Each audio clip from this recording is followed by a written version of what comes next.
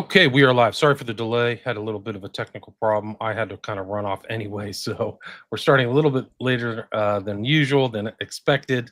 But today on the show, I have David Smith. He comes to us from Tennessee. I saw his name after being on the Biblical Hitmen with Matisse, and I saw that he had done a show on Puharich, which I listened to. I listened to it on the Biblical Hitmen. I have not covered this guy Henry Puharich, or he goes by Andrija or Andrea. That's his kind of nickname. But I read a lot today, and I've kind of been prepping for this because I think it's an interesting topic, right? Post-war, World War II. But there's a lot of ways we can go with this interesting character, and he's right there, kind of like pre MK Ultra, but doing a lot of parapolitical stuff with a lot of interesting characters. Dave Smith, by the way, operates the Hemispheric Press, so people check that out. I'll put a link to his Substack, excuse me, and people can check out. He's trying to publish books, or is publishing books, so you can check out that Substack. But again, we're going to talk about this guy Andrija Puharich, who I have a bunch of slides and things like that. But the real question of what he's really up to me, is very questionable. But Dave can talk more about that. So, Dave, welcome to the show. I'm very happy to be here. Great. Appreciate the opportunity. Yeah, so for people who hadn't heard you, maybe not heard the Biblical Hitmen, maybe you can talk about your background, your research, your publishing endeavors, and then we can get into this interesting guy. Like maybe we can just start off with a simple bio of Andrija Puharich. Yeah, absolutely. My background, I guess I studied in school. So I went to college and studied kind of the CIA's activities in Central America. And so I was kind of in this mainstream historical research trajectory. But then, when you start, I was especially interested in Guatemala. And so I looked at a United Fruit Company, which was down there, which ended up becoming Chiquita Banana. I looked at the CIA-sponsored coup of the Guatemalan president, who wanted to kind of nationalize their agricultural industry. CIA overthrew him, and then sparked kind of the civil war that happened in Guatemala that lasted for over 30 years and had a genocide in it. And through the process of studying that, like when you get into the CIA, I started to definitely trend towards the more kind of parapolitical. So since then, I've always been interested in kind of the history of drugs. And so the government research into LSD, mescaline, mushrooms, was very fascinating to me. And, kind of through that, that's how I came into, awareness of Andrija Puharich.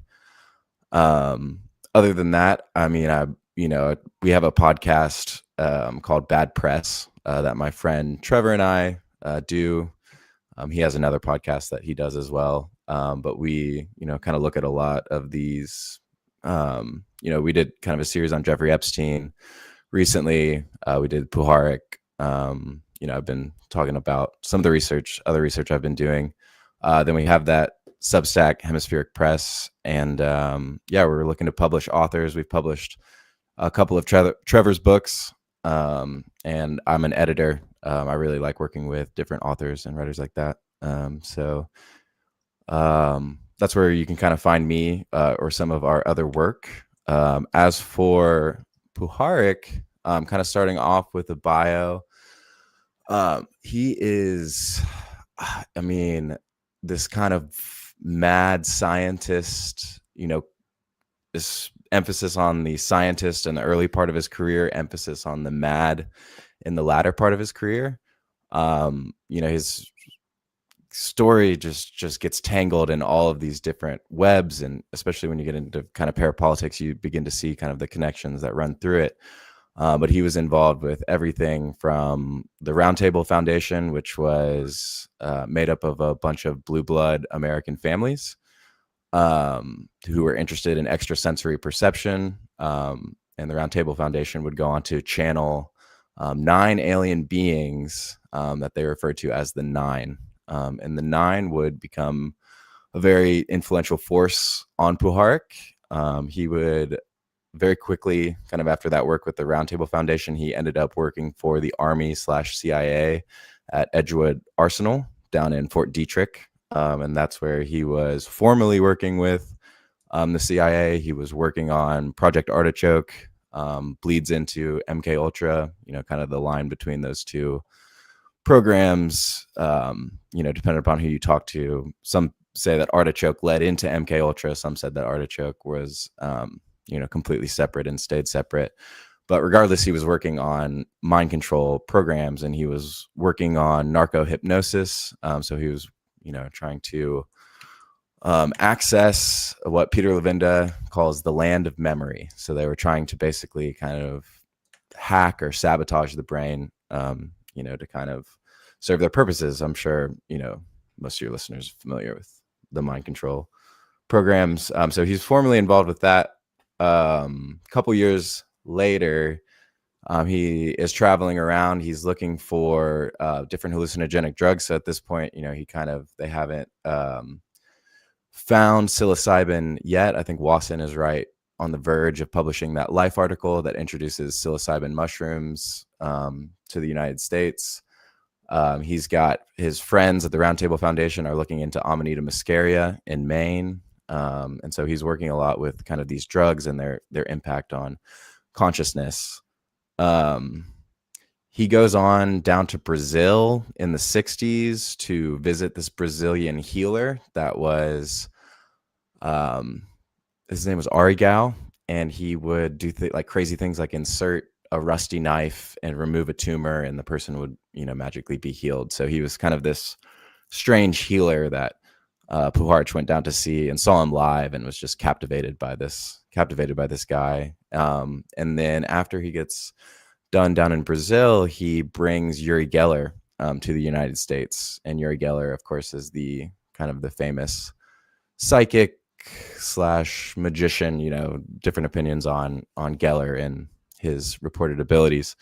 But Puharich is the one that brings him over to the Stanford Research Institute and introduces him to Hal Puthoff and Russell Targ, and the guys that were getting into the psychic spy, launching kind of the psychic spy program. And so he's first and foremost interested in ESP. That was what Puharich started out like in his early career. He became a doctor, became a neurologist to explore the possibility of the existence of, things like being psychic and telekinesis and, extrasensory perception in general. And so parapsychology is a word, maybe. Yeah, parapsychology for sure. And that was at a time where it was like, parapsychology was not as laughed out of the door, by the mainstream as it was today. There were like definitely people willing to listen, to kind of his theories, who were, kind of very high up in academia and stuff like that. And he carries that interest all the way. He is interested in that, being utilized by the CIA. So he kind of gives briefings to various intelligence agencies about, the weaponization of ESP and parapsychology. And so he's kind of at the forefront of what you end up seeing in the 70s and 80s, kind of with that psychic spy program. And so after he brings Uri to the United States, he publishes the book Uri, which is probably, why most people would have heard of Puharich if they, kind of, weren't as invested in research into these kinds of things. But he published the book Uri, and he was trying to gain respect for parapsychology and ESP, the study of ESP in general. But the book did the complete opposite. And so it kind of, makes a laughing stock out of Puharich and Uri Geller. Uri Geller distances himself. Puharich goes and starts what's called Lab 9 in Ossining, and it's a strange place. He's actually, through Lab 9, he gets involved with Gene Roddenberry, who, is the creator of Star Trek. And so you see some parallels between Puharich's kind of belief in the Nine and some of what shows up in Star Trek.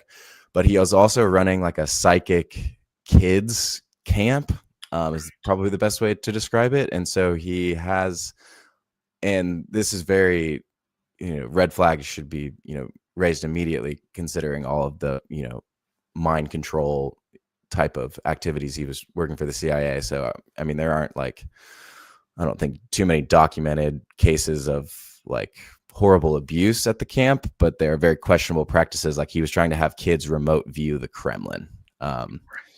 So he's doing all of this crazy stuff. He's in upstate New York. And then the house gets burned to the ground. He thinks it's the CIA. He might have been right.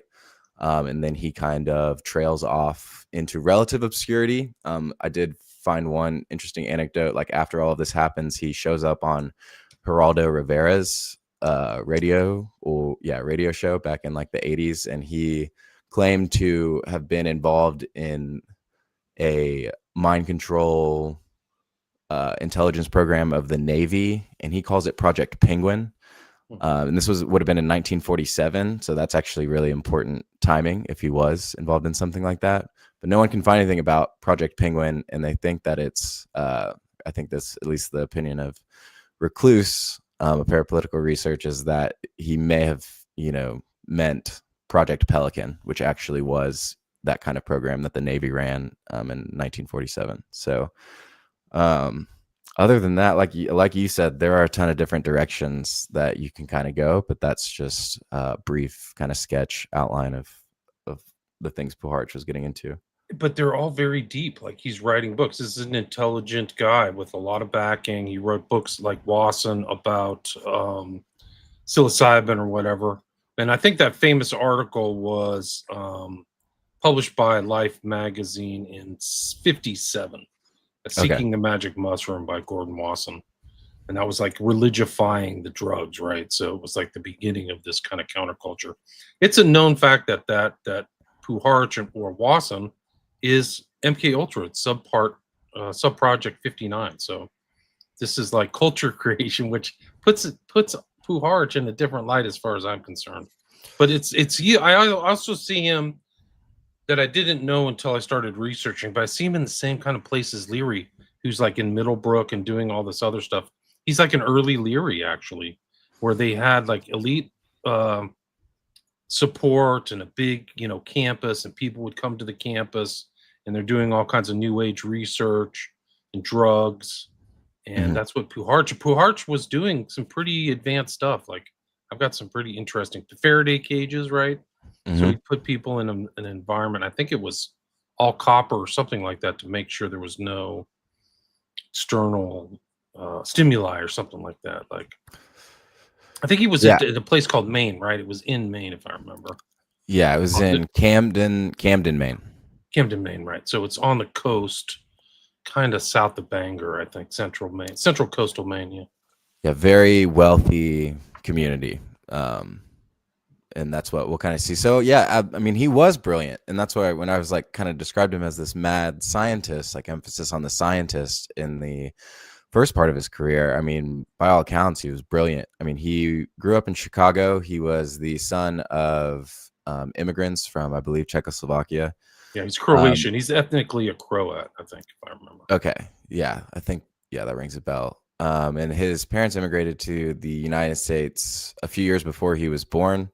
But I mean, he's, grows up, poor, working class, and he ends up getting a scholarship to Northwestern, where he studies philosophy and pre-med, and he gets his medical degree from Northwestern to become a neurologist. And he is interested in electrobiology, and he's interested in like how the electromagnetic spectrum of other organisms and of the earth and of space, the electromagnetic field, broadly speaking, interacts with our brains. And so he believed that our brains could perceive this electromagnetic frequency, but that it was, kind of difficult to pick up on, like that you kind of had to train for it, or that there were some people that were more talented at perceiving it than others. But he believed in this sixth sense. And he had an experience as a child where it was like he was delivering milk for the Borden Dairy Corporation.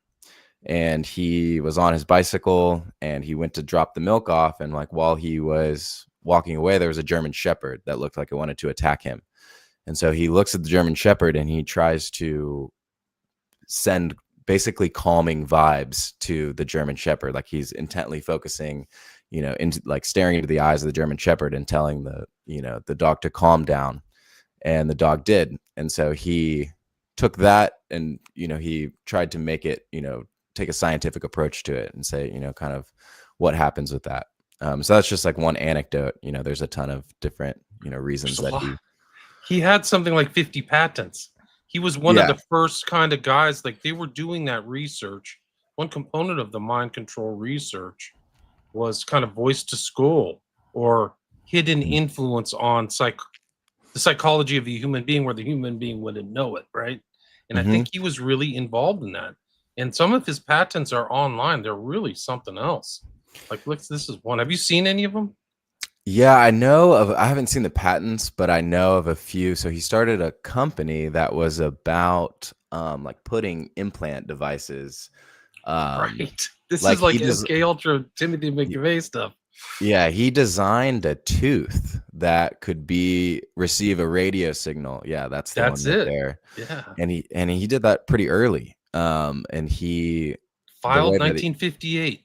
Yeah. And that's what I mean. And he was doing that research originally with the Roundtable Foundation in the early 50s. There were a couple guys. So there was one guy who made radio receivers using like piezoelectric crystals in Maine that he links up with. And then there was another guy who's like really interested in cybernetics and the Macy Foundation and the interface between, human minds and technology. There was a guy, in New York at the time that he was visiting. I think that guy's last name was McCullough, but he was also involved and interested in cybernetics, and that is known as a conduit for MK Ultra funding. And so, yes, he was because, you get Cameron, was it Ewan Cameron, Dr. Cameron, who's known as like the psychic driving guy who was working in Canada, was doing extremely similar things, putting voices in the pillows of the, quote unquote. I mean, they were victims. He was putting, terrible. They never disclosed how bad it was at McGill. It was really, really, really, really bad. And this is like a guy going down the river at the same time as Puharich. Like I don't know if he was being as naughty as Cameron, but like he's doing the same stuff. He's actually involved in hypnosis. That's a really interesting element of Puharich, is that he's a master inductor. What he would do is induce these people, and that's how they would talk to the so-called nine, is through like a hypnotic induction. But this like voice to skull stuff, just mind-blowing. This is just one of his patents. 58, very much in detail. You can see the whole thing. His name's right there on the top. Means for aiding hearing. That's the cover story. It's a hearing aid.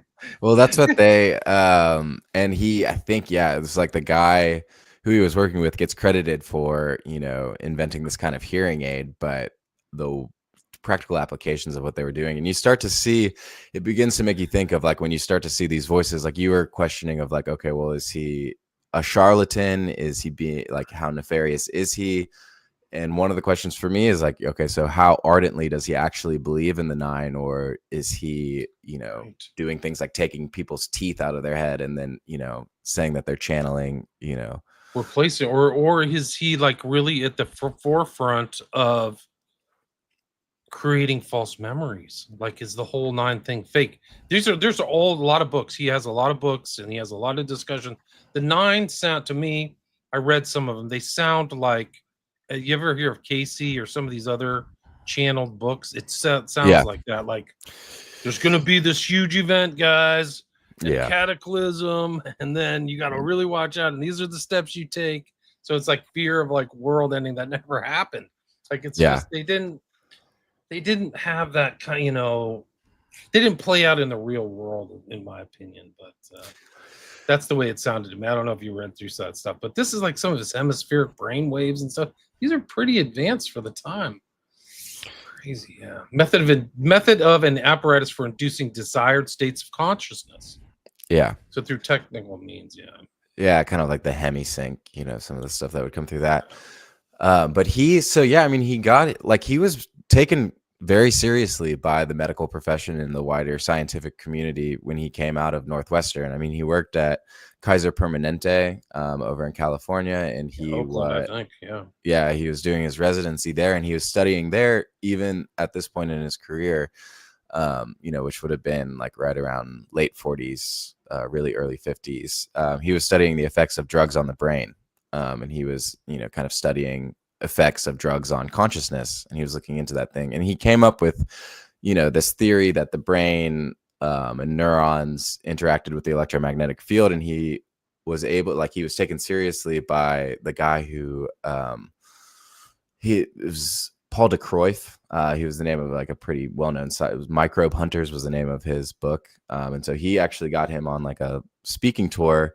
And according to Annie Jacobson, and that's in the book Phenomena, that he got involved with the Balokoviches. I'm butchering that, but Joyce Balokovich, through kind of the speaking tour that he did at Princeton and Harvard. And the Bolokovich, they're the ones that bring him up to Camden, Maine.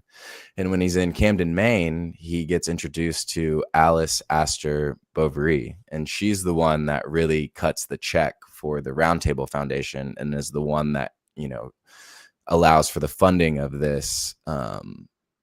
It's a lab. So the Roundtable Foundation is a laboratory where they come and they test psychics and they test other people for, kind of some of these abilities. So when you mentioned the Faraday cage, they would put the famous psychic Eileen Garrett in the Faraday cage, and they would have her kind of read. Is that her right there? I believe so. That would make that's Puharich's silhouette right there on the left for people who are watching this. And that's what she was. She was a famous psychic, and the whole world of parapsychology back in New York in the 30s and 40s is really interesting. And she was kind of in the center of that. I think reluctantly, from what people have kind of said, she didn't necessarily want to be psychic, but she was better at it, these experiments, than anyone else. And so they would test her, and they would do kind of these things. But to get kind of into like what I found fascinating about the Roundtable Foundation when I started looking into it is, okay, so Alice Astor Bovary, she's the daughter of John Jacob Astor IV, who was at one point maybe the richest man in the United States around the 1890s. When you think of the Gilded Age, the Astors are, at the top. Yeah. And that's what he dies in the Titanic, and he leaves this fortune to her. But the thing about John Jacob Astor IV, I know there's a ton of interesting stuff about kind of him and the Titanic. I don't know a lot about it, but I've seen that circulating. But one of the things in his history I found is that he wrote a book about psychic aliens communicating with humans back in Astor did? Yes, John Jacob Astor IV in 1896. So let me look up the name of it. It's Journey Between something. A Journey in Other Worlds. And that was no idea. So this stuff goes way back, this contactee stuff. Wow. And that's what, I was blown away by that, because that's like cutting edge science fiction, in my opinion. I mean, I'm not like a science fiction expert, but I do know like the Jules Verne and kind of like the late 19th century, like that is pretty, cutting edge stuff. And it gets into this interest with the occult. And so the occult is where you would see some of these themes of contacting and, psychic aliens, you would see that in those kinds of communities. And so the Astors are super interesting. I also found the original Astor made a lot of his money through the opium trade in like the 18 teens. And so that's also an interesting component of the Astor history, because that's a really interesting component of British banking family history. Like when you start to see, I don't have the names off the top of my head, but there's a lot of people who made a lot of money in the opium trade. Yale was funded by opium money. The Russell Trust and all that stuff is all drug money. It's unbelievable. It's hard to believe because those are the Eastern kind of elites. So you like, oh, what are these guys doing? Well, a lot of them had like outposts through the British Empire and China, and were traders and seamen and stuff like that. It's really unbelievable, but it really is true. Yeah, and that's what, like I said, I love the history of drugs and drug trafficking and kind of all of that. And so it was really interesting for me. I was like, That's oh, okay. People cannot imagine how big the opium trade was back then. It's just such a significant trade. Like the Chinese, Mao killed everybody who did opium and got rid of them. But it used to be like a social scourge on in China, and there were like rebellions and stuff about the trade. The Boxer Rebellion, I think, was about getting opium into China, into that, you know, into that market.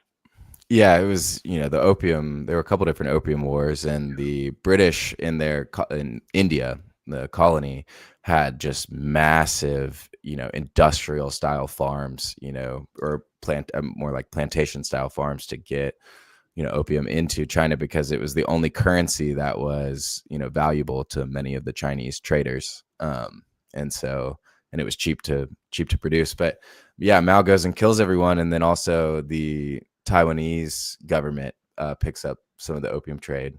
So Yeah, that's Chiang Kai-shek apparently was kind of a naughty boy. He wasn't. He was corrupt. Yeah. So that's interesting. But It's an interesting side, but like these families, that's why a lot of them got their money, and then they launder it into kind of like normal trades, landowners or farmers or something like that. But some yeah, of these guys started like that. A lot of Yale stuff. yeah. But yeah, the Astros. Have you ever heard the term the Collins elite? Yes, I have. Those people who are around Puharich are the Collins elite. Is that your understanding? Like all the Astros, they're like this Puharich. I have something like a reference to her somewhere, but there were other families around her. I don't even know who they are. Yeah, so there was the Astors. Another one of the founding members was Marcello DuPont. So there was a DuPont in the round table. There were the other one that's super interesting. Bronfmans. I don't know if the Bronfmans were directly. There might have been like some funding links. That would be a really interesting one to look into. I have one here, like it says in this article. Puharich, Whitmore, and Schlemmer then set up Lab 9 at Puharich's estate in Ossining, New York. The Nine's disciples included multimillionaire businessmen, many hiding behind pseudonyms, including members of Canada's richest families, the Bronfmans.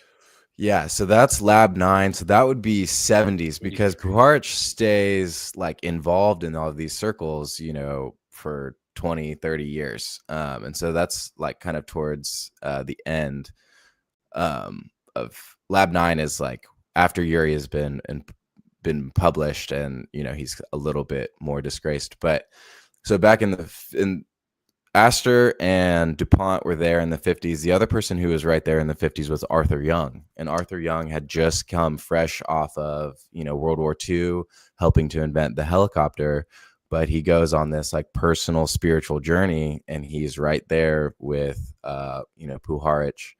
Actually a pretty big influence on Puharich and kind of the, some of the spiritual themes that he's pursuing. And that is the tie between Puharich and Young to the JFK assassination, right? Yes. Can you elaborate on that?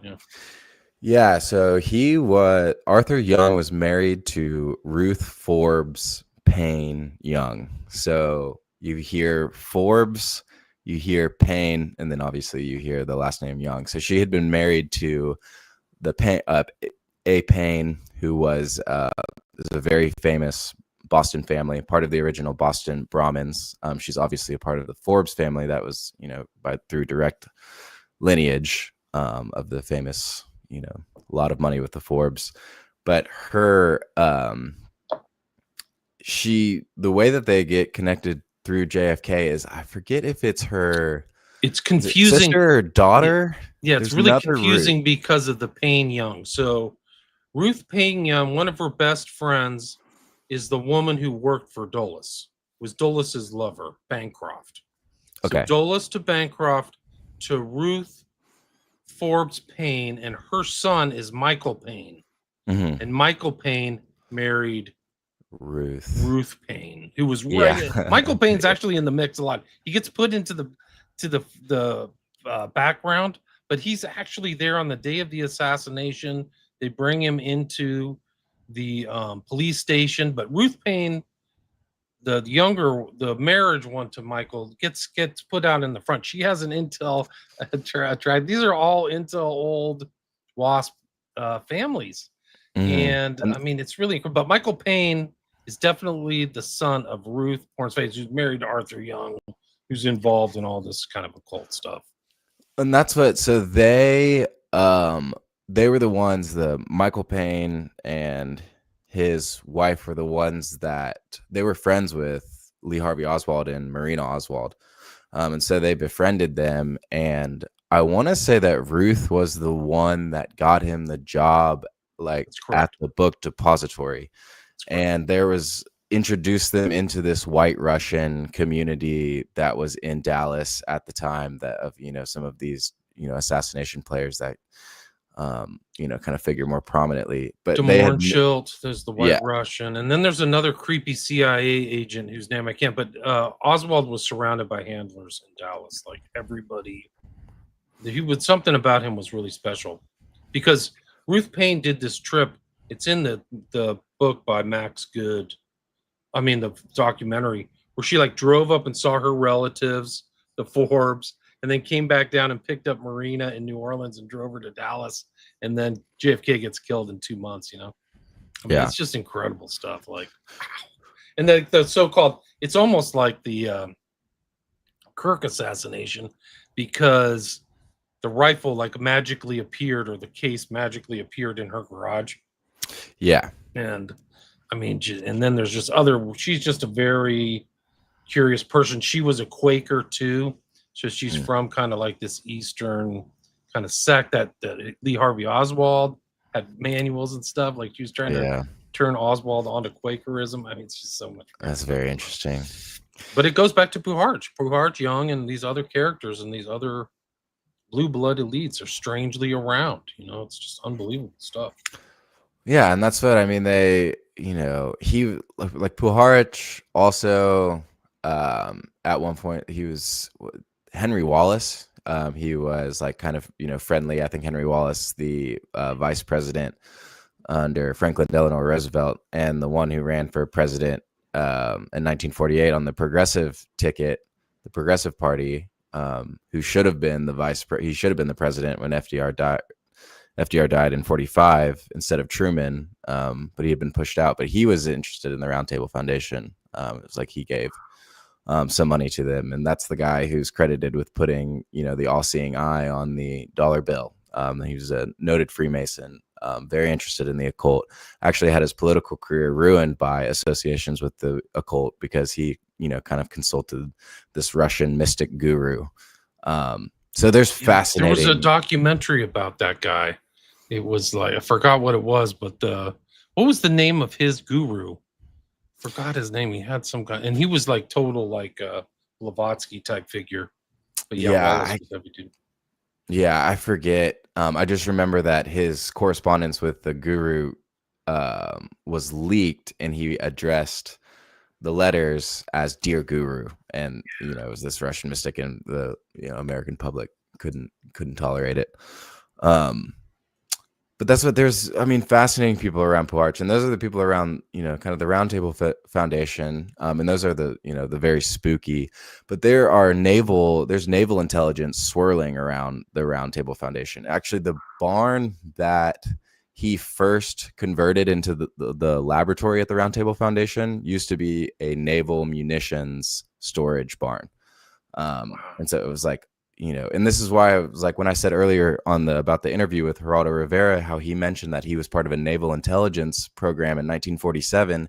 If he was part of a naval intelligence program in 1947, this would have been, before the CIA was officially chartered. And the people primarily responsible for, doing research into these drugs and into these narco-hypnosis would have been the Navy and the Army.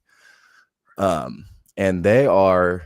One of the reasons that they're so interested in studying this, we should bring up, is because of Paperclip, because of the Nazi science programs. And they had been experimenting with mescaline, and they were looking for a way to hack into the mind and control. They were looking at all sorts of stuff. And then we became terrified that the Soviets were going to be able to do this. And we had brainwashing reports coming back from Korea. There was a famous Cardinal, Minzensky, who was put out in front of, I think it was either on radio, like they had a confession from this Catholic cardinal that the Soviets put out, and it was very clearly like it looked like he had been, brainwashed. And so there was, all this climate. And so the reason that I bring some of that up is because if he was involved in 1947 in an intelligence agency's efforts to study stuff like narco hypnosis and, try to create Manchurian assassins and Manchurian candidates, then that means that all of his work would have been kind of under the auspices of such a program, of such an intelligence agency, because he gets credited with becoming officially part of the CIA and the Army in 1953. But if he was involved in a program in 1947, that colors the Round Table Foundation completely differently, in my opinion. Yeah, I agree with you. I mean, it's interesting because the CIA didn't kind of get its boogeyman status until the 70s because people didn't know what they were up to in the 60s and 70s. But yeah, it's I think it's Morse Allen is the guy who's the connection between Puharich and Wasson pre-CIA, pre-53. And so all those guys, and even the military intelligence, I mean, they just didn't have all that stuff. It was the OSS and all that. So the people who, the blue-blooded surnames that supported the Balakoviches is Forbes, Cabot, and DuPont. And the like you said, the Czech that got it off the map was Alice Astor Bouverie, whose New York residence Puharich would eventually meet Huxley. So I've got some interesting things about like his connection to Huxley, who's also psychonaut, right? I mean, this guy has to be seen as a psychonaut too, or what? Now maybe is that the right word, or is it what's the drug knot, like where you're like drug taker? Maybe that's what the correct. Yeah, no, I think that's right. I've heard psychonaut as like the exploration into the mind. Yeah, I think that's fair. He has a memoir. I haven't read it, but Memories of a Maverick. Yeah, he's a maverick. Yeah, so like Wasson has the book on this. He also had one too. So here he is, like religifying the mushroom. The sacred. It's sacred and it's key to the door of eternity. So it's key to eternity. This is the pre-LSD kind of whitewashing of drug use as a spiritual enhancer, right? So I think that I would say this is kind of sinister. I don't know when he published this. But. Oh, I mean, he is a sinister. I mean, you have to, like, there's some things that are a little bit like you just have to look at kind of what he was doing and laugh. There's that element to him. But he was I mean, when you're working for the CIA and you're working in mind control and those kinds of experiments, and when you dig into like, the stuff that they were doing, he's a very sinister figure. And, kind of the ways, I mean, I'm reading Peter Levinda's Sinister Forces, book 1. It's titled The Nine, because he's got some information on Puharich in there. And what he likens it to is, a pursuit of black magic. And Levinda's a really interesting guy, but that, wait till you get my slides. He literally equates what he's doing with the Key of Solomon. So yeah, he's saying, I mean, that's the whole thing is like we have this modern terminology for this stuff, but these guys are kind of engaged in kind of medieval magic. It's just the modern iteration of it. Yeah, that's kind of what's been really preoccupying me recently, these last couple months, is that, I mean, because I'm pretty new to like a lot of this different kind of research and stuff, so it takes a while to kind of piece through, okay, what's really going on, who can I trust, blah blah blah blah blah. But that realization that I kind of had in various people, like Levinda or other authors or researchers, kind of push you towards that. But it's that idea that exactly like psychological warfare is just another name for magic. And the tactics that psychological warfare agents are using are the tactics that sorcerers and magicians would use. So hypnosis, the use of drugs to induce fear or try looking for a truth serum. And so that was really big because you grow up with this like Disneyfied version of magic, but then when you actually kind of get into it and you're looking into these tactics of manipulation of the mind, it's a really interesting angle. And yeah, I mean, I would completely agree that it's Yeah, kind of that's this wild. black magic that they're Yeah, attempting look to. at these slides; they'll blow you away. This is toxic tiramisu. He was talking about what you said: the weaponizing psychic spies. Funded by the Bronfman family, took it further. He trained 6 psychically gifted space kids to remotely view the Pentagon and Kremlin. This goes back to their interest. They're interested in wealthy women and smart kids. They've always been that way from the very beginning. Is this weird, like trying to find gifted children they can manipulate? It's so strange. Mm, Um, there's all kinds of torture stuff. This is the Lab 9 in Austining, New York, which is kind of outside of NYC. I think it's a suburb. it is, yeah. Yeah. Okay. Tell me about this because I have not heard that the Collins Elite was the like the group of people that were kind of surrounding him. I'm really interested in the Collins Elite because it is kind of one of these topics that is difficult to hold on to. A lot of times it kind of slips away There's from you. not a lot of research. The place that you have to go, my understanding, is Nick Redfern's book, Yeah. Final Events, Demonic UFOs, Alien Abductions, the Government, and the Afterlife. I tried to get him on my show to talk about it, but it didn't happen. But I think that it was something to do with this elite, but they saw UFOs. This is my understanding. Maybe somebody in the chat knows better, but they saw the UFOs as a malign influence, not as like some kind of helper of humanity or something like that. Yeah, I heard that it's like it gets caught up with kind of the evangelical Christian kind of wing within the government, and that the government started shutting down programs as a result of the Collins Elite basically saying that, the communication with these entities and that, UFOs and kind of that things were demons. That was kind of my surface level Yeah, understanding. I think that's kind of it. That's mine too. Here's like a description. I had some article I saw today.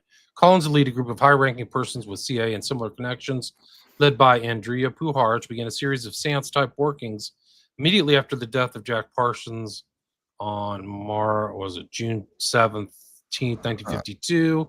During a long Saturn-Neptune conjunction, they contacted the Nine, a group of beings claiming that's right. So the Ennead or Egyptian beings that Puharich met with. This is around the time of the first wave of alien contactees. So it like Yeah. coincides supposedly with like UFO lore. So this, okay. And then that's really interesting because so Puharich goes down to Mexico and he is looking for psilocybin. And this would have been like, I think 1956, somewhere around there. And Lavinda thinks that Arthur Young is funding it. Other people think that it's being funded by the CIA. Other people think that he may have just gone down there. But this is kind of after his official time at the CIA. He gets relieved of military duty. So he was working for the Army, but the Army was working together with the CIA on a joint program. So that's kind of how he gets discharged from the Army. And he's going and looking for psilocybin. But while he's in the backwater of Mexico, he runs into this couple called the Logheads from Whipple, Arizona. And the Logheads tell him that they have been channeling the Nine. And he is like, whoa, I can't believe that. I need proof of this or whatever. And so they send him letters later of sealed communications from the Nine and, are saying that the Nine is being channeled and this is what the Nine said. And they give him the letters and he is supposed to, he believes in it. Now, some people say that it was like Dr. Vinod was the man who channeled the original Nine for the Round Table Foundation.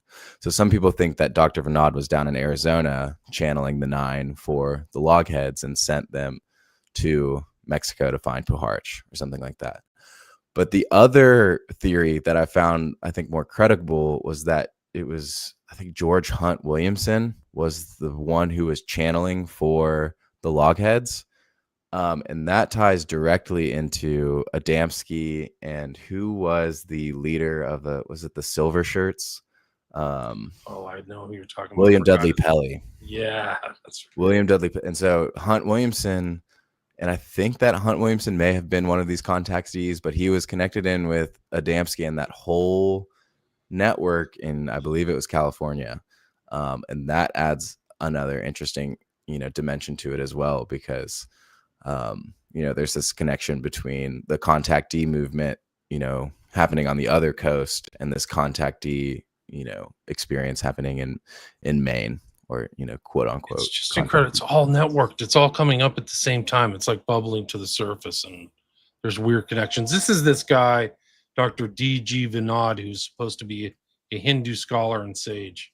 This is like Puharich's thing. So it's almost kind of like Blavatsky, where they're bringing the East-West.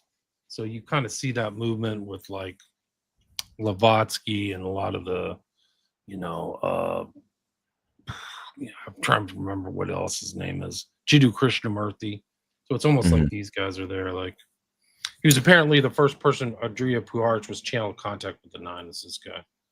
Yeah. So they met at a party, a party for Eileen Garrett in New York, and he's supposed to have grabbed Puharich by the ring finger and recited his past to him as if he was reading out of a book, like, with such detail and clarity that it had to have been clairvoyance. And then he tells him about his future, and so Puharich is like, oh, I got to get you out to the Round Table Foundation. And the story is supposedly they bring him on New Year's Eve of 1952. Yeah, December 31st, 1952, I think. And he kind of falls into this trance state immediately upon entering the Round Table Foundation's mansion.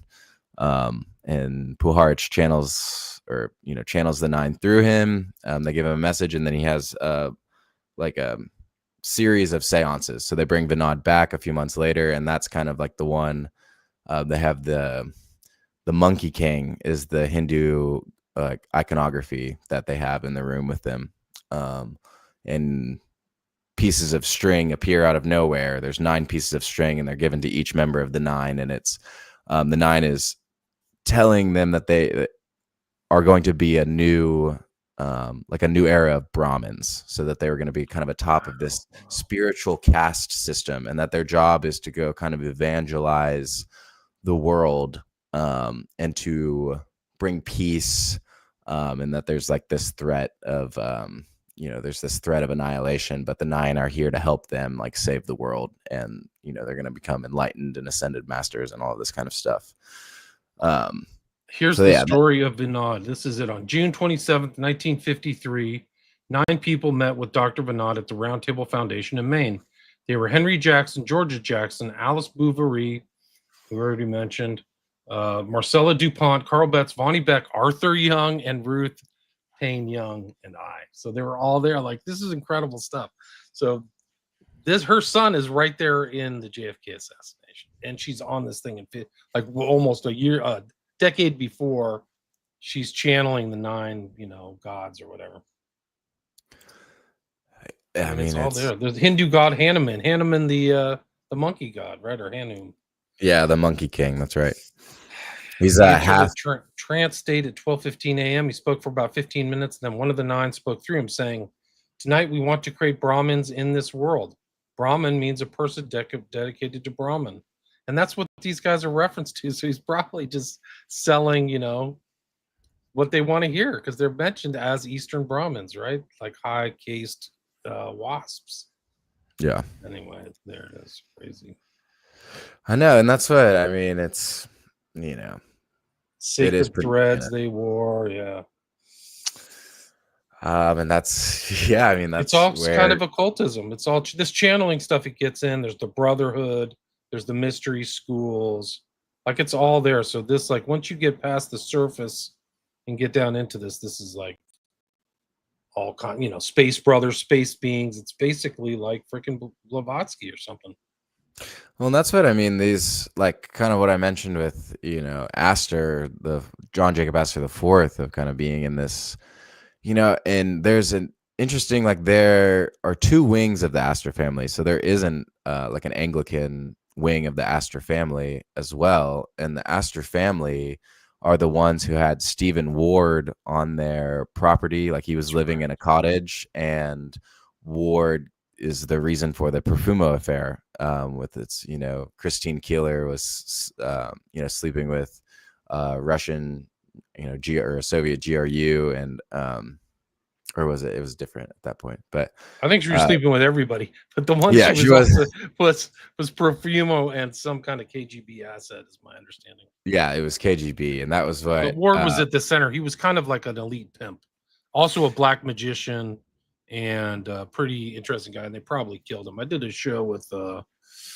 Douglas about him. For people who don't know, a lot of people miss that story. But the thing is that you talked about the Gilded Age. A lot of people don't know is that when a lot of these elites kind of made it in the WASPs made it in the US, they wanted to go back to the UK. The ties were so close that they wanted to take their kind of aristocratic heritage and go back to the UK. And the Astors were part of that. So they always had this kind of Atlanticist tie from these elites. They were, that's who they compared themselves to. And so the Astors were definitely part of that stuff.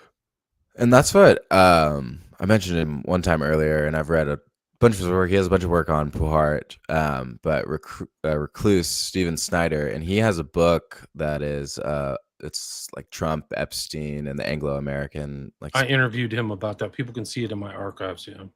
That is, I'll have to definitely check that out. And he goes into that Anglo-American network in the late 19th century, leading into the early 20th century, and kind of lays it out, bare. And he talks a lot about the Astors as well in that. And so that's interesting. But that, like what you mentioned with like Stephen Ward being a black magician, I mean, they were like all into the occult, both sides of the family. And Bouverie, like Alice Bouverie, fits right into that. And all these people who are part of the Round Table Foundation, I'm sure were interested in, that kind of Helena Blavatsky theosophy. I know that Henry root Wallace races, Brahmin is kind of like a root race, kind of an Indian type thing, Aryan and Brahmin and all this stuff. So it makes sense to a lot of these people, if they're not Christian, like to adopt this kind of view. This is a great long article by Stephen Snyder at Vice Up. I'll put a link to this. It's called The Office of Security Meet the Nine, Even Stranger Things. It's really good. Yeah, that's what he's got a couple on Vice Up about that, about Puharich and Project Artichoke, different stuff like that. Yeah, and so that element of like the occult aspect, because it also feeds into the New Age movement. And so Arthur Young becomes a huge figure in the New Age movement. And, he's kind of like, you can see this lineage between kind of theosophy and, it merging into kind of this hallucinogenic counterculture spirituality that emerges, late 50s, early 60s. Rexford Daniels, Puharich's alleged penguin handler, so he has all this stuff about penguin here. According to, let's see, this great Philip Coppins provides us in-depth detail about super soldiers. According to Puharich himself, it was around this time he was spotted by the intelligence agencies as a potential asset. Puharich claimed he became involved with Project Penguin, a project whose existence has been denied by its sponsor. Project Penguin allegedly got underway in 1948, a Navy exercise that ran for some years.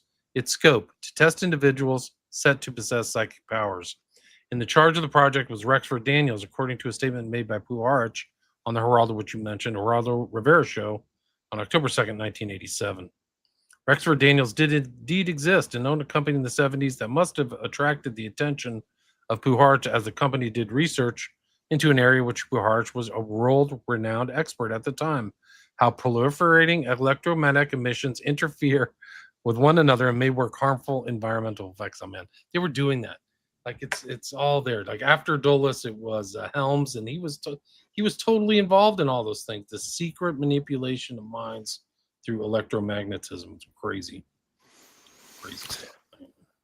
Yeah, and that's what there's also, and then it begins to make you like question some of these other like later contactee movements. It's like, is that what's kind of happening? Like, are these discarnate voices being beamed into people's skulls through kind of different forms of like technology like this? Because they definitely figured it out and they were definitely doing stuff like that. So how much of like this kind of UFO, how many of these people are MK Ultra subjects? That's the question we have to ask now. Is how many people are really subjects? They're not contactees. They're contactees because somebody like Puharich made them contactees. And that whole the what I mentioned earlier with like kind of this connection to cybernetics and you know, these people at the Macy Foundation looking into the mind technology interface. So I mean, you're talking about like, and what kind of doesn't show up necessarily in the, you know, 60s and 70s, but what you see kind of emerge, you know, later with social media and different stuff like that. It just makes you think of like, how have these programs evolved, and you know, how have they been in, you know, they figure some of these things out in the 50s and 60s, but then, you know, there are decades after that of application. And so, you know, I think that's a really interesting question to consider, is like, how have they adapted it to, throughout. Operational application from Yeah. experimental. I did a whole show on that. Hypnosis from experimental to operational application of this stuff. Like that's the whole thing. These are all meant to be operationalized, guys. We're at the 55-minute mark. Do you have time to go through some comments? I have a lot of comments. Yeah, absolutely. Let's see where we're at. Let's do this. Greetings from NYC. Hey, Michael. Uncle Ted, welcome. Niagara College. Why would somebody look into Niagara College? I don't know. Lavenda strikes again. Hey, Tolkien, welcome back. I haven't seen you in a while. Andrija Puharich. Yeah, he wrote like 5 books, guys. You want to hear Uri Geller's music? Hear some strange stuff. Yeah, he's still around. I think he's been totally discredited. That's the whole thing, is like Geller went on to Johnny Carson, and Carson gave him a bunch of spoons and stuff and said, recreate your findings. He couldn't do it. He couldn't do it live because the spoon bending is like a magic trick. You like have this fake spoon and stuff. Puharich made some shrooms and said that an Egyptian spirit taught him a ritual or using interesting near Kenny Buckport. Yeah. Puharich said East is Michael Angel. It's really strong, and people are either very good morally or very bad, and it doesn't work well if you're in between. I guess ESP uses a lot of emotional energy to work. I wouldn't know. Camden is one of the nicest towns in Maine. Tolkien, my mother loved this guy, totally conned by him. Interesting. Good evening, Intellects D'Artagnan. Hey, guys. Let's see, Uncle Ted. McVeigh had 38 dentist appointments. That's kind of scary when you consider what Puharich was up to. He's like a mad scientist. He's like Sidney Gottlieb. Apparently, Lucille Ball heard radio waves. Yeah, some of these people may be tampered with. I don't know. People are hearing voices. Absolutely, they are. Well, good point, William. I think the 9 is a fake channeled material. It might be, but it sounds like other channeled material. And you have to look at it in the context of some of these other MK Ultra religion. They were trying to create religions, and I know that A Course in Miracles is fake. It is another one of the MK Ultra sub projects. There's just absolutely no doubt about it. It's a sub project, and so much like Gordon Wasson, this promotion of the mushroom, which I just showed his book, like the religification of it or whatever, the sacralization of a thing, like it didn't have that before. It maybe had it in like whatever the shamanistic practices, but to Western minds, it's like this is the replacement of Christianity or something like that. That was, yeah. I mean, that's still, I mean, the immortality key. There's a long tradition of this kind of hallucinogenic studies and the spiritual, like the, viewing them kind of through that lens is like the sacramental nature. Right. Hemisync and holosync, like Stanislav Grof. It's all the King Arthur imagery and symbolism again. Puharich was completely engrossed in theosophy. That makes perfect sense. Makes perfect sense. Astor funded John Keeley. I don't know much about him, but yeah, I'll have to look in that. Doug Valentine's for CIA drug smuggling details. Yeah, that and the famous book, whose author I can't remember, but it's basically the Golden Triangle or whatever. Yeah, Golden Triangle.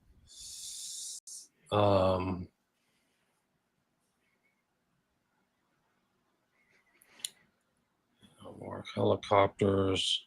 Her daughter at Oswald. Yeah, the Paynes are all over the Oswald story, guys, in a big bad way. It's Michael Payne to his mom, I just said, was sitting down with this guy Vinod, and channeling the 9. Like, yeah, Uncle Ted, Jack Ruby rented a room. I thought it was the other way around. I thought that John David Norman rented from Ruby, and Norman's the guy. I think it was the Genesis kid, teen boy lover, whatever thing.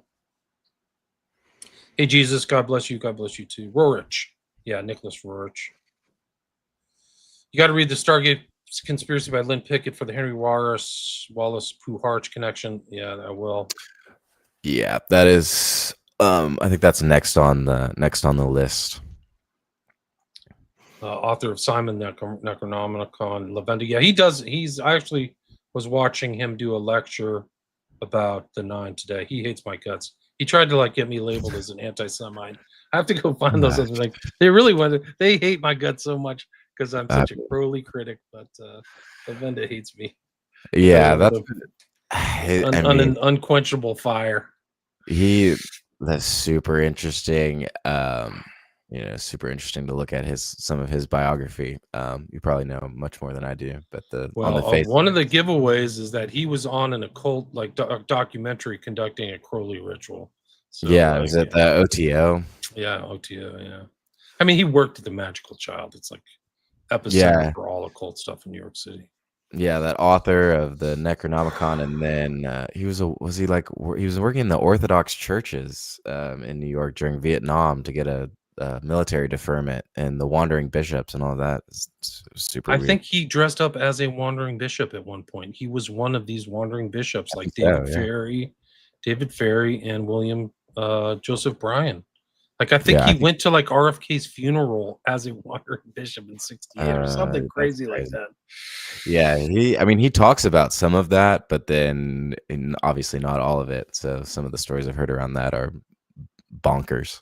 Yeah, Donna Marie Farrell, appreciate all you do, both of you. New subscriber, keep trucking. Thank you. Go to Substack, Hemispheric Press, check it out. And the podcast again is Bad Press Podcast. Yeah, we had about 160 live listeners. Thanks everybody for tuning in. Men Who Stare at Goats. Yeah, this all overlaps. Puharich is really an important figure. I mean, we could probably just do a whole story on just one aspect of his crazy life. Facebook life log. Yeah, I think that's pretty well established. Tolkien. Absolutely, William. Awesome show. Glad to see you. Good to see you as well. It's been a while. A lot of these people come back. I haven't seen in a while. Any thoughts on Discordia? I have a lot of thoughts on Discordianism. I know a lot about Discordianism, but I don't know if Puharich is part of it. But hey, great stream. Peace. Thanks, Uncle Ted. Excellent word. Truly appreciate it. Thanks, Don Marie. I don't know. I mean, but I do have like all these pictures of him. There's Phenomena. That's the book that you mentioned earlier. So they're covered Puharich, a lot of that guy in there. But this is an intro. These are the guys that he's affiliated with: Puthoff, Tar, Kit Green, Pat Price. This is them from their 60s, 70s regalia. Like, look at the clothes. Incredible. I know. I think Puthoff is still around. There's Morse Allen. Yeah, he just did a Rogan a couple months ago. Did, right? Didn't he? Is that right? Yeah. Wow. Puharich is featured in a Perry Mason episode called "The Case of the Meddling Medium." Yeah, he plays the same kind of character as he was in, kind of. He plays himself, right? Yeah, if anybody gets a copy of that, send it to me. I couldn't do it.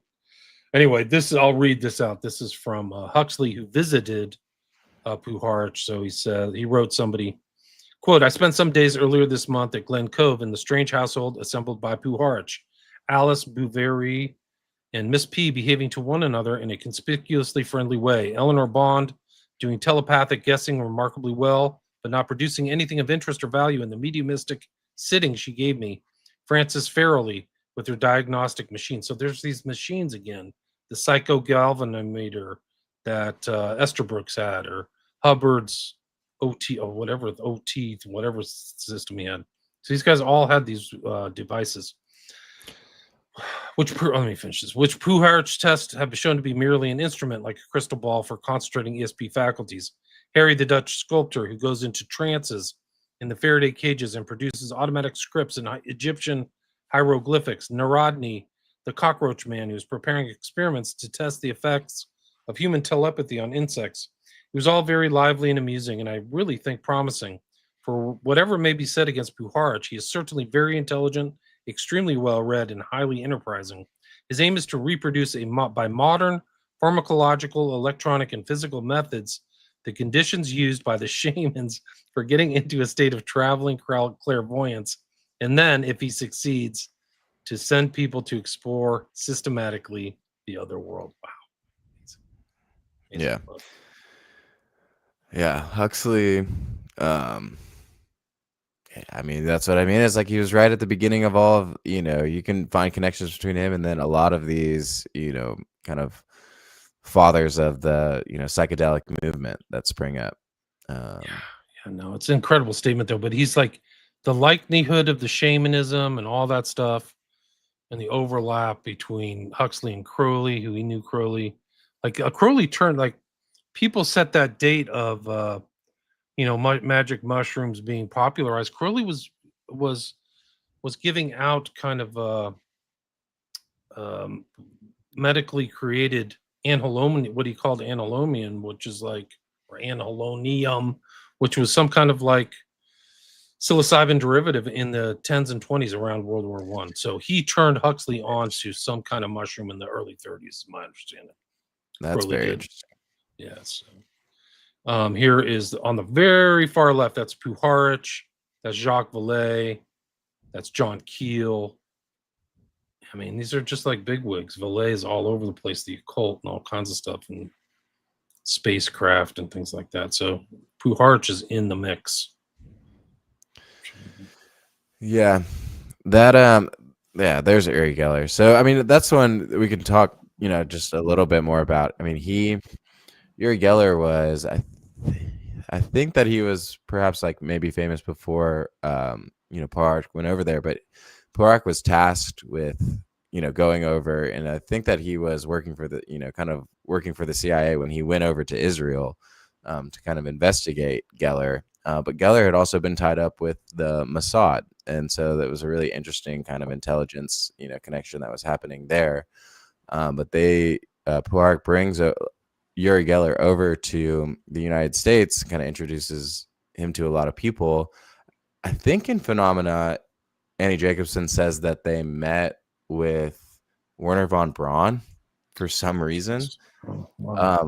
So that was just like, it was just one sentence in Phenomena, but when it like that is something like, I know I mentioned it earlier, kind of this connection to Paperclip, but Puharich was working at Edgewood Arsenal with Paperclip scientists. So, I mean, there are confirmed Nazi scientists that came and were a part of that MK Project Artichoke, kind of MK Ultra team at Edgewood Arsenal. And so I think that the fact that he also then meets in the early 70s, like probably when Werner von Braun is towards, kind of towards the end of his, I don't know if he's towards the end of his life, but, the NASA has kind of already run its course.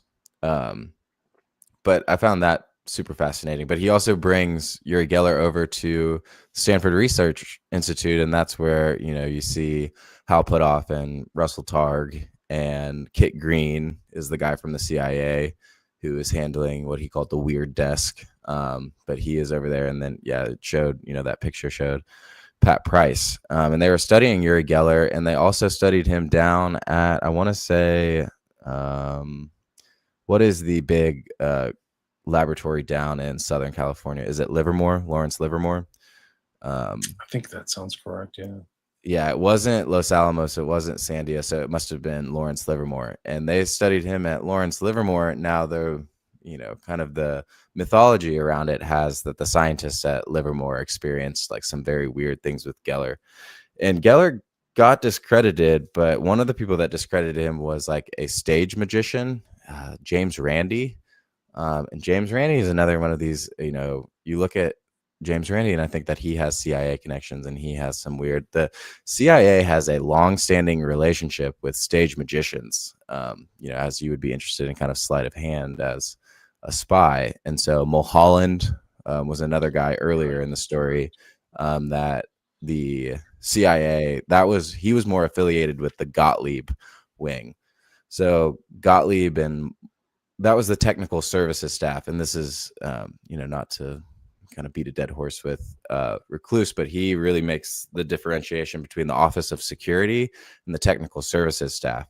And so there was this kind of ideological split within the CIA that the Puharich was part of Artichoke, and that was Morse Allen, Morse Allen was kind of overseeing Artichoke, and then Gottlieb was overseeing the technical services staff, and they were overseeing MK Ultra. So there were two programs that were running parallel to each other that would cross over, but they had kind of some different philosophies about how to do the research and kind of what the psychological approach to the research would be. And so Gottlieb and Mulholland were not as into the occult nature of like, I think the way that Ewan Cameron is described, like, because that was, he was kind of their guy, is he was a behaviorist.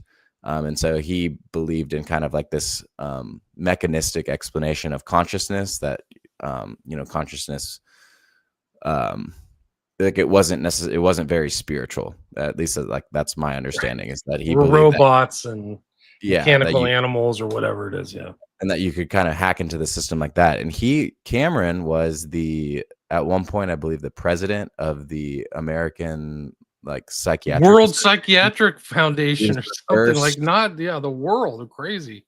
Yeah. And so they had MK Ultra and the technical services staff wanted to run their experiments through institutions so that there was another barrier of protection. Whereas Artichoke, I mean, they were running experiments on soldiers, and they were running experiments in prisons, and they were doing things a little bit. I mean, MK Ultra would also kind of go on to do the same things, but it seems like Project Artichoke was a little bit more kind of rogue and esoteric. And so, anyways, Mulholland hated Puharich. He thought he was a trickster. He thought he was devious, and so they had a couple of interactions. And the other person that Puharich almost got into a fight with was Frank Olson, the guy who would end up. So there's a connection between them. I didn't know that. They both worked at Fort Detrick at the same time, because he was part of the Chemical and Biological Warfare Division, and that was the Chemical and Biological Warfare was what the Army was classifying their research into drugs as. And so there's a really interesting.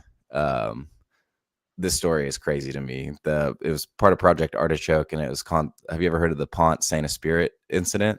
No, tell me about it.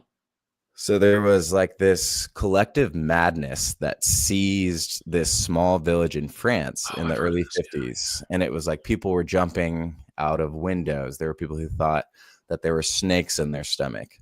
There were people that thought that they were being chased by lions. It was this mass hysteria that broke out. And the cause of it was attributed to ergot poisoning, and ergot mold in the bread. And so that it had gotten into the grain supply, that it had been a particularly rainy summer, and that the harvest had molded, and that had developed St. Anthony's fire, and that it got into the food system. So that was the mainstream explanation.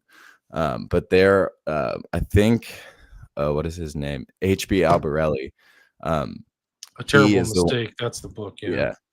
Yeah. And that's, I've read some of that. It's a tome, so I haven't gotten through all of it, but he has kind of a CIA contact that he tells him that actually that was an artichoke experiment where they used aerosol LSD, and they put LSD into the food supply to test kind of what would happen, and it went horribly wrong. I don't think they necessarily anticipated that, because people died. There was 6 or 7 people that died from this, from kind of accidental death, and so they had to keep that on the hush. But Frank Olson was also, so there's one of the theories is that maybe Frank Olson knew too much about that, and when he begins to kind of have his psychological break and kind of his it seems like he's struggling with kind of his moral compass, working for the Chemical and Biological Warfare Division, that they can't have him talking about things like the Pont Saint-Esprit incident.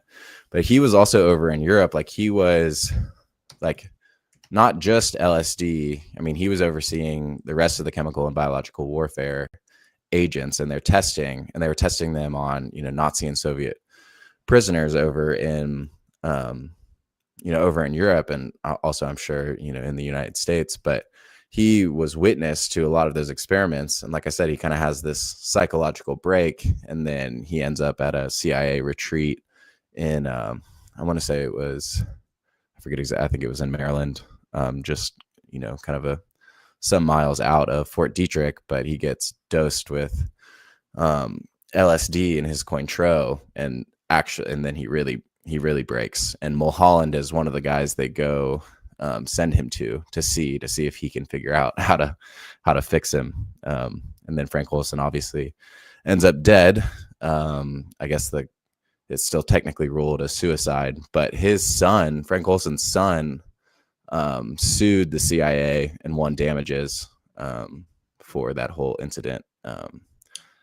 They exhumed his body, and they Mhm. said he had injuries before hitting the ground. So, I mean, these are textbook ways to kill somebody. You throw them out of a window, much Yeah. like they did the other guy from the Defense Department. What was his name? They drove him insane, kind of like Olson, and then they chuck you out of a window. His name was it was the 50s, right around Olson too. But they ruled it as suicide, you know. But yeah, that's how you discredit him first, is you drive him crazy, and then you have then your motive is right there. Oh, he was crazy. He jumped out of a window. Um, Yeah. Somebody But in the there, chat has got to know this guy's name. By the way, Bart, Gottlieb wasn't the one. It was Murray. The guy's name was Murray. Another kind of spooked up doctor. And the book we mentioned was A Terrible Mistake by Hank Albarelli. And that title is referencing that Frank Olson said, I think I've made a terrible mistake. So that's how he got the title of the book. Is like he was bummed out about being involved in all this stuff. Actually, Forrestal, thank you, Bart, the guy. So Forrestal, I don't know when he died, but very close to Olson, if I remember correctly. Same way, supposedly jumped out of a building. yeah, very interesting. But yeah, and so you see, there's that Olson, Puharich connection at 49. Fort Detrick. And then, he was talking about like back all the way back in Fort Detrick, he was talking about the weaponization of ESP and the weaponization of like remote viewing. And so it makes sense that he shows back up with the kind of official psychic spy program of the CIA, and he shows up with Pat Price and some of those other spies who were being trained to remote view in the 70s that would turn into Operation Stargate. So yeah, It's crazy. This guy was hypnotizing everybody like a freaking CIA doctor. Like, I don't know which book this is from, but it's Space Kids, Puharich. Ostensibly, this was to investigate their extent of their power, such as metal bending, but significantly, Puharich soon had them remote viewing and hypnotize them to tell him where their powers originated. So, like, he's hypnotizing the kids too. Another interesting thing about that Lab 9, because that was, kind of like mid to late 70s, he was doing that, is the guy that was working with him and also helped publish his book, Yuri, was Ira Einhorn, the unicorn killer. And so he was also caught up with Einhorn. So, I mean, it's like, in the Bronfman connection that you mentioned, I do remember like coming across that. I mean, that opens up a whole other, can of worms. Nexium, all kinds of stuff. They like these freaking wacko new age people. They support them. And they supported Einhorn. Do you know who paid to get Einhorn to France? No, I don't know. One of the Bronfman girls. But that's just bananas. Yeah, because I mean, totally and that's crazy. Bronfman started the mega group with Les Wexner. So it's just like they're supporting just the worst people, and they like made their money not on drugs but alcohol, like Seagram 7 or whatever. Yeah, like, they were bootleggers. Yeah.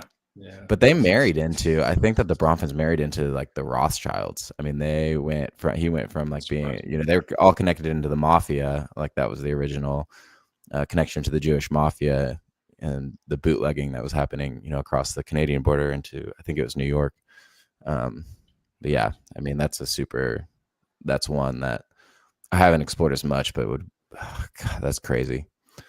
Ira Einhorn, who led seminars at Esalen, stated that his mentor, Puharich, was doing LSD work for the CIA in 1954. He linked Puharich with Sidney Gottlieb and MKUltra and related that Puharich was involved in experiments that resulted in the death of Frank Olson. Yeah, because it was like him because Frank Olson, it was very against kind of, I think, this idea of like ESP and the occult. And so that was what they had originally kind of gotten into an argument about when he was talking about, kind of the weaponization of ESP. Because I think Frankel. So there were, a few people like, because the CIA was doing all this stuff, but there were still, some hardline, conservative Christian military men who were like, this is absolutely insane. Get this. So this is the whole thing. This is the overlap element of what Puharich was doing in Esalen, which we can do a whole nother show on Esalen because there's so many important things to come out of here. But here it is. Another 9 channeler was an English woman named Jenny O'Connor, who was introduced to the Esalen Institute by Sir John Whitmore. She and the 9 became so influential there that they held seminars and were, strangely enough, listed on the Institute staff, even successfully ordering the sacking of its chief financial officer and the reorganization of its entire management structure. So, and the fact that you bring up Esalen is also really interesting because we mentioned the connection to Roddenberry, and Puharich got a hold of Roddenberry through, I think it was like a former British race car driver, like Sir John Whitmore, I think is his name. But anyways, he got a hold of Roddenberry. I just mentioned him. Yeah, and he got a hold of Roddenberry, and then Roddenberry actually wrote scripts that included the 9 of Puharich in the in the actual like mythos of Star Trek.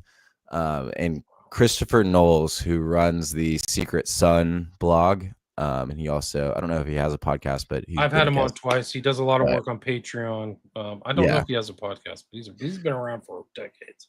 Yeah, and I read a lot of his blog and follow his Substack and stuff, but he has like I don't know, it's got like 20 articles on the secret Star Trek, and kind of he leads that series with an investigation into Esalen, and he shows, and I forget, I'm not a Trekkie, I don't know a lot about Star Trek, but there's one of the movies that opens and he's like, it's at Esalen. Like it was either filmed at Esalen or it was like the set was built to resemble Esalen, and the themes were, thematically it was, a lot of the same, kind of stuff that Esalen was preaching at the time. And that 9 connection, it's the same 9, and Arthur Young is involved in all of those projects out in California and in that movement. I think that he started like the Institute for Noetic Sciences. I want to say that he was involved with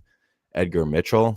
So I'm not as up to date. He's the moon landing. Yeah, I've had the guy who was the head of the IONS on my show. I forgot his name right now, but they're involved in the same stuff Puharich was. That's a West Coast thing, yeah.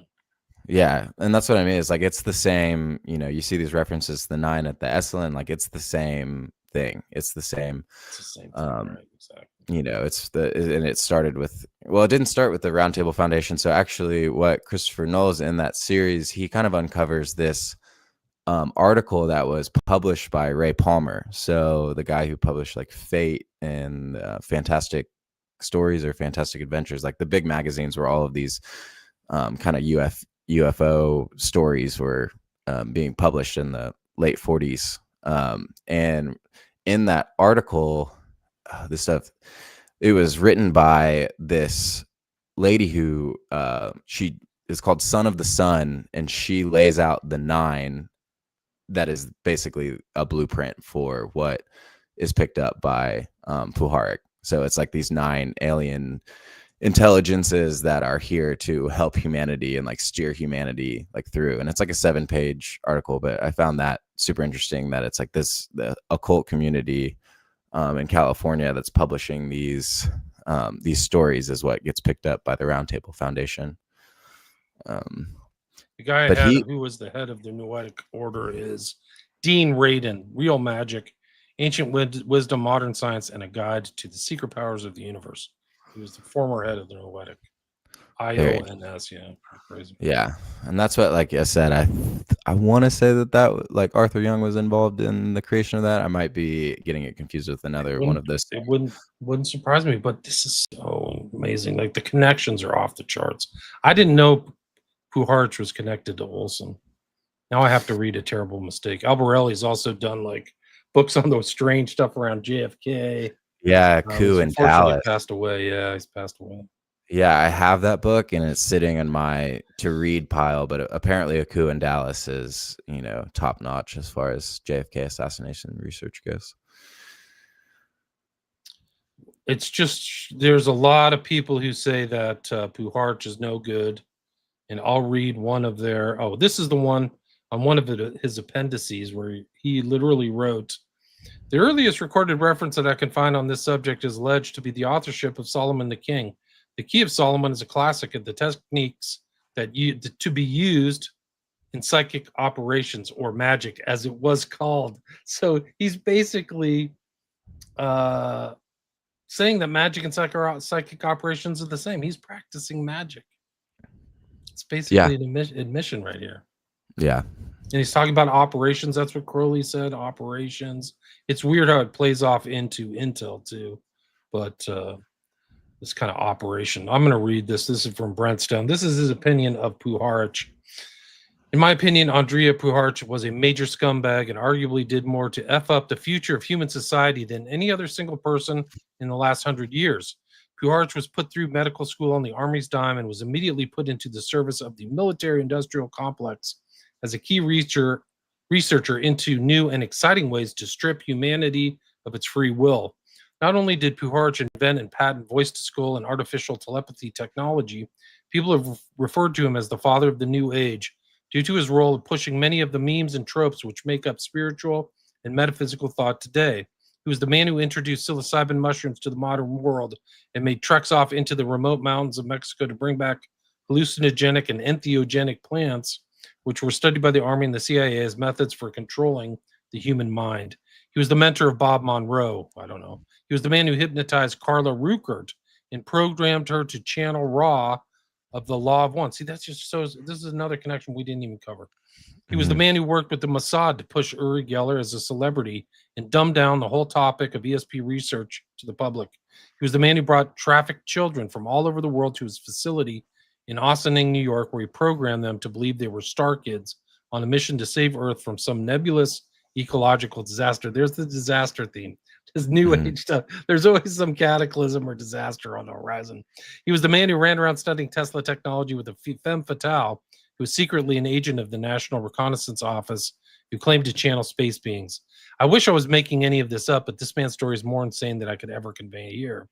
No one realized the hidden hand behind his machinations was the CIA and their MK Ultra project, Army and Navy intelligence, and the Tavistock Institute, who used his work to create the new technologies of the psycho-civilized society written about by British Fabian H.G. Wells in his book Open Conspiracy and the Shape of Things to Come. When Klaus Schwab says you will own nothing to be happy, you can thank people like Puharich for making that kind of control and mindfuckery a reality. Still, there's value in man's words. He was a brilliant researcher. He knew where the bodies were buried, so to speak. As he tells it, this book got him into a lot of trouble with the CIA, and it was never officially published.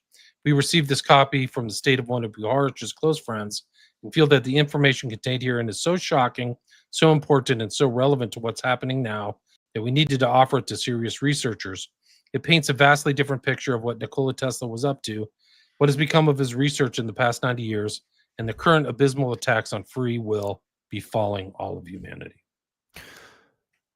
Couldn't have said it better myself. And that Tesla connection is really interesting. The another one who's that Andy Jacobson names as being part of the Roundtable Foundation was is it Jack Hayes Hammond? It's like John Jack Hayes Hammond or something like that. But he invented the first radio controlled torpedo for the Navy, and he had actually studied under Nikola Tesla and I believe Thomas Edison, but Hammond Jr. was a huge influence on Puharich at the Roundtable Foundation and brought a lot of this like Tesla ideas about electricity. And like I said, he was studying, kind of bioelectricity. He was studying the interface between, he was, studying the electrobiology of the brain is primarily, where his specialty as a scientist lay. So there's that.